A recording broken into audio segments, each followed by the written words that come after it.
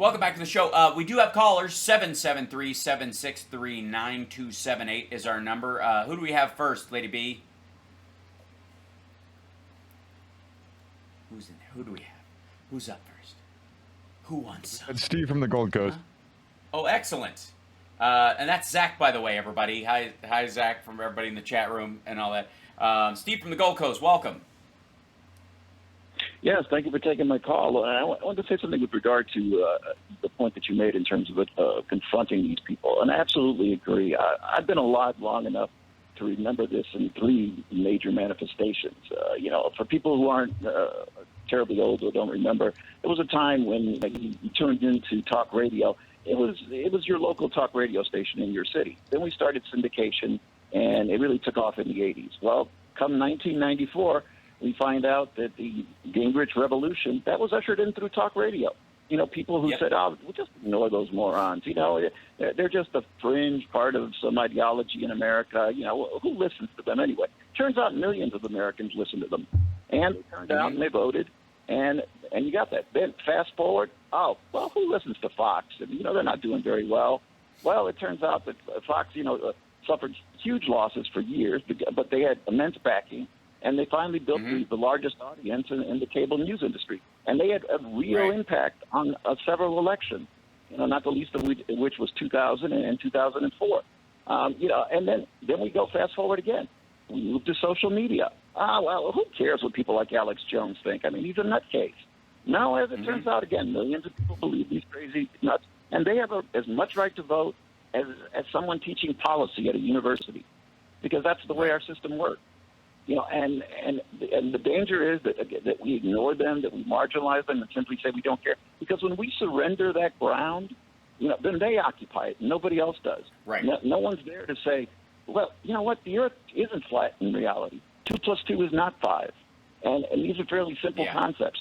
We relinquish that ground. They're left to it on their own, and they can go ahead and forward whatever narrative they want. And that's where Americans are getting their information. You can look at a lot of good research out there. People are not getting their information from a diverse set of sources. They go to the places that reinforce their existing ideology. And so, anybody who dares to challenge that, you're just a crazy people. And I would say, Steve, to that point, it's why it's important to ridicule them, because rather than ignoring them until they reach they peg the meter and they're like, oh my God, they fomented a revolution. You could make an argument that one of the reasons why Trump was elected was because Jon Stewart left The Daily Show when he did. Because as that shift happened during that election cycle, and he would have been one of the main places people went, but the audience didn't clamor for Trevor Noah the way they did for Jon Stewart. He had been a staple for a lot of folks. Colbert had left shortly there before to move on to his talk show. So while he was on later at night, he wasn't. It was a different crowd entirely. And so the people who we relied on in a lot of ways to mock these people and take them down a peg, to make them people recognize how inserious they are as people, were gone. And it did have an impact. And instead what people did was, it's nothing. It's nothing. It's nothing. It's not nothing. It's something, but you have to remind everybody that what that something is absurd, ridiculous, foolish, and stupid, and deserving of mockery.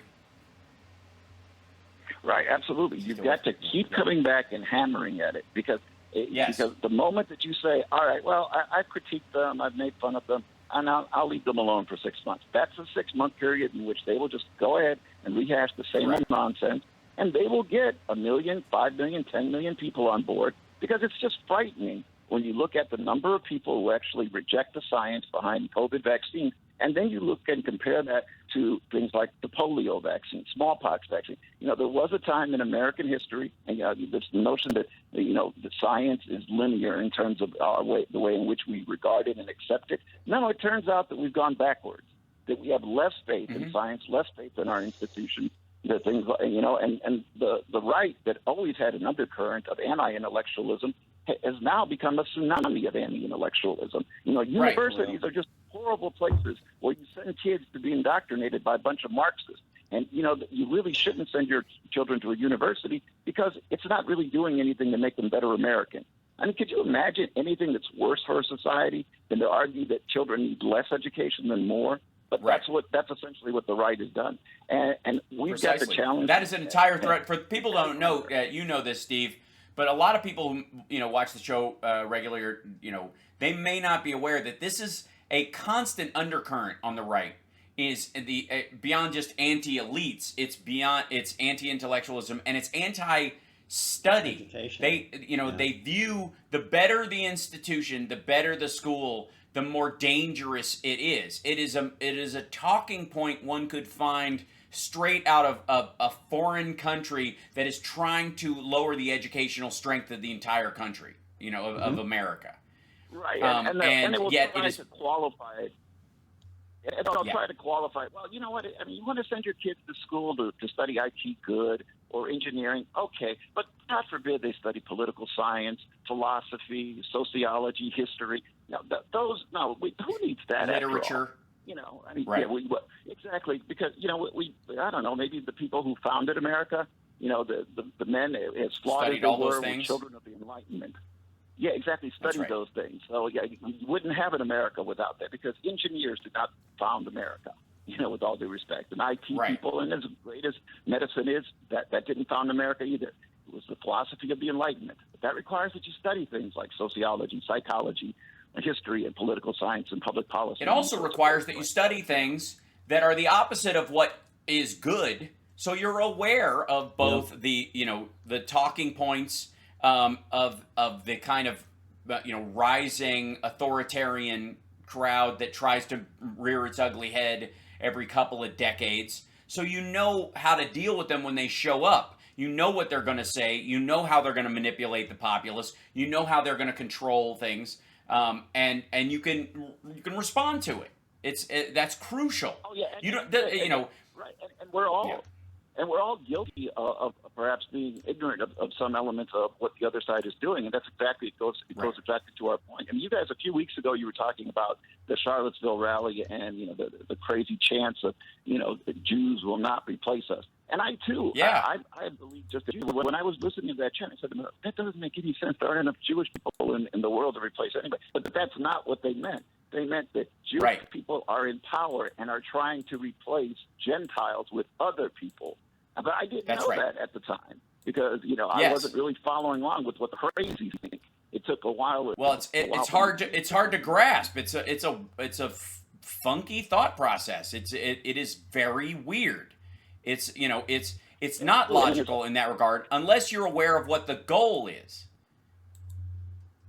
Right, absolutely. And I mean, these guys are nuts, absolutely nuts. We can't ignore them. You actually, I watch Fox. I think that I get frustrated watching it, but I can't afford to ignore it because if you let Tucker Carlson have that ground, there are people who are never going to turn away from him. He's got them. A lot of older, especially white people, especially white males. But there are some people who are reasonable, who are moderates, who are moderately right, who you might just be able to get to.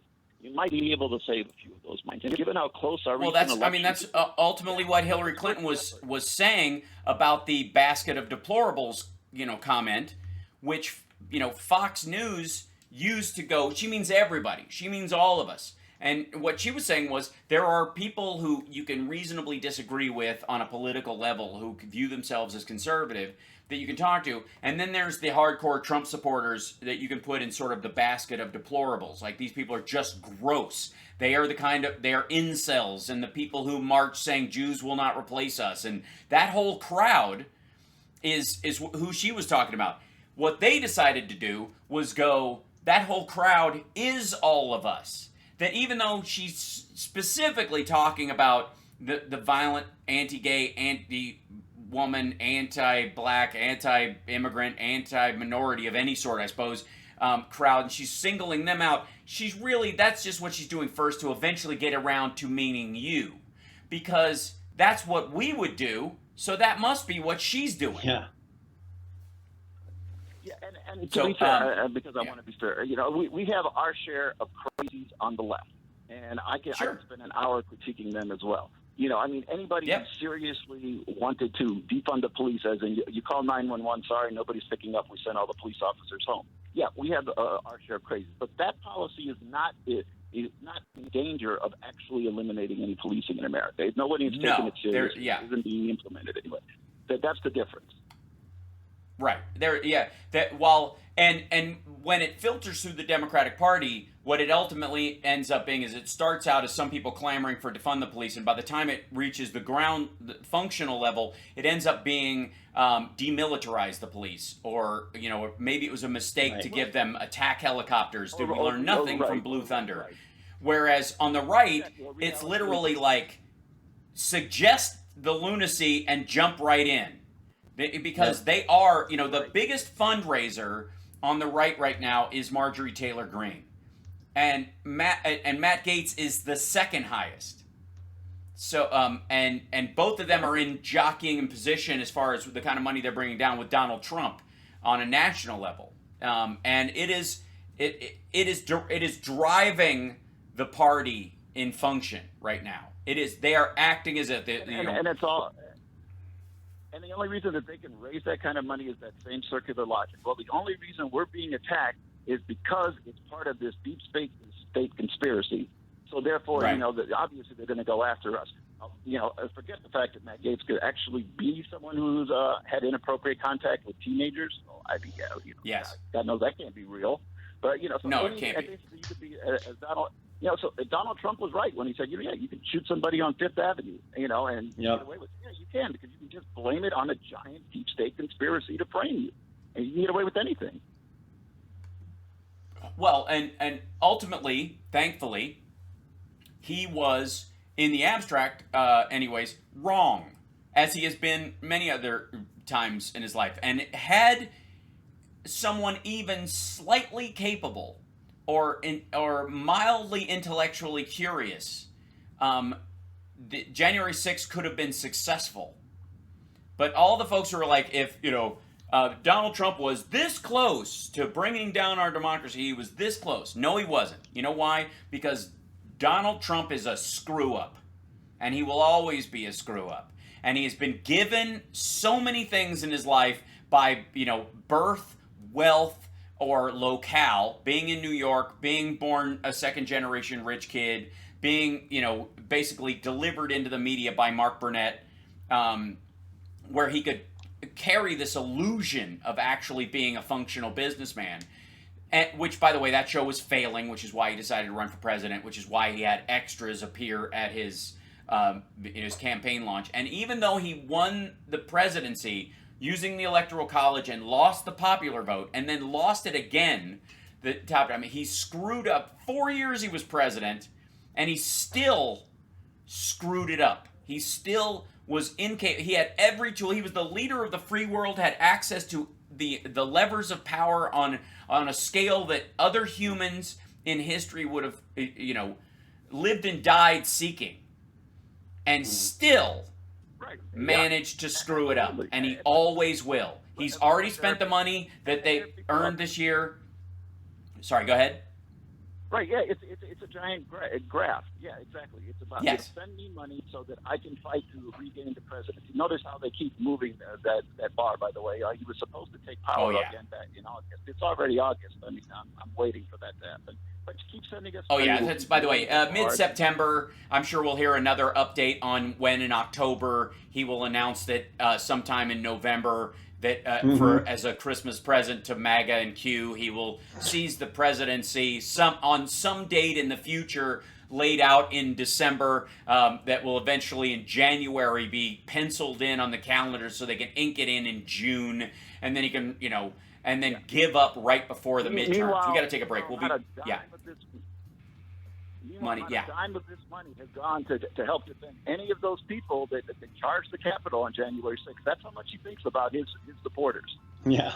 Oh, not only is it not going to defend those people who attacked the Capitol on January 6th, and it won't, and I'm glad. But it's also not going to go to support any members of the Republican members of Congress who are running next year at all, which is why we always say on this show, if you're a maggot or a Trumpster and you truly support his cause, do not send any money to the RNC. Send all of your money. Go to donaldjtrump.com and sign up as a monthly subscriber. Not that you have a choice.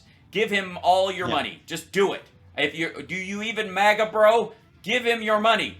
Because that if anything will keep it out of the election coffers of the Republican Party or candidates that are running, it's that. And you watch. We are 6 months away from Donald Trump charging candidates for endorsements. Count on it. You heard it here. We'll be back right after this. Thanks, Steve.